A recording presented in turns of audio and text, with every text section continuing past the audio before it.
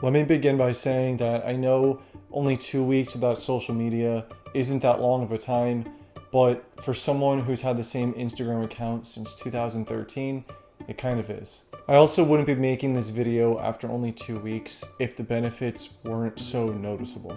I've been tossing the idea around for a while, and a couple weeks ago on a Friday night, I finally decided to do it. I was just laying in bed and went on a binge of deleting all of my accounts, besides YouTube, of course. This actually worked out perfect because I had a fresh start the very next morning, with no accounts to check, no messages to respond to, no tags, and no traps. Anyways, this is 3 benefits of deleting my social media so far. But first, if you're new to my channel, thank you for stopping by. Here, we go over minimalism content, self-improvement, and things of that nature. So if that sounds good to you, and you end up liking the video, be sure to like and consider subscribing. Let's get started. The first thing that I realized is that I found a lot of time. Many of you are probably tired of hearing me preach about the importance of using our time wisely. Something I can't ignore is the amount of time I have rediscovered throughout my day. It might sound extreme to say that just deleting some social media accounts has somehow acquired me an extra 4 or 5 hours a day. But if you have an iPhone, go into your screen time app and check your numbers right now.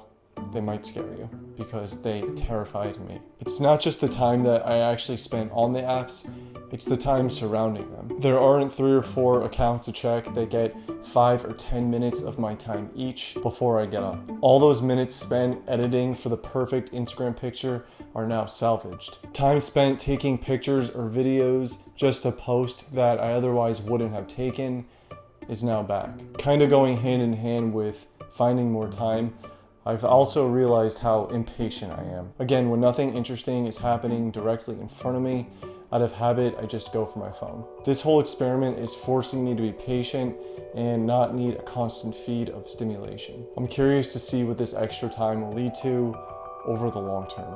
Another thing is that I realized I now focus more on myself, and I don't mean that selfishly.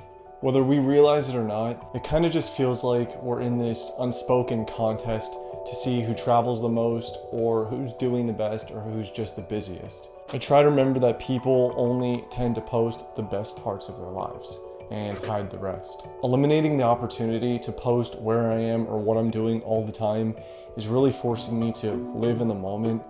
God, that sounds cheesy, but it's really true. And not sharing what I'm doing all the time is really making me more aware of what I've been doing for myself and what I've been doing only for my image. There's definitely some sense of isolation, but in a good way. Unless I actively go out of my way and search what's going on in the news, I really don't have any idea what's going on. And it's nice for a change. At least only 2 weeks in, it really feels good to be at what feels like the center of my own life again. I guess I just like the idea of going quiet and not popping up on anyone's social media accounts. It might sound contradicting because I still make YouTube videos, but I don't really count YouTube as social media. And the last thing here is that I don't feel like I'm missing out on anything. A huge reason I even had social media was to keep in touch with the people I otherwise wouldn't be in touch with. Now tell me if this conversation sounds familiar.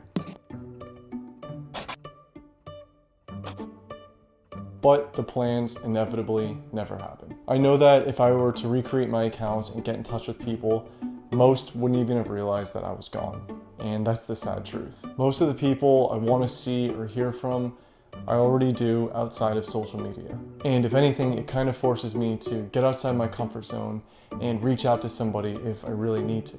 I didn't realize until writing this video that FOMO is a real thing, or fear of missing out, with a Wikipedia page.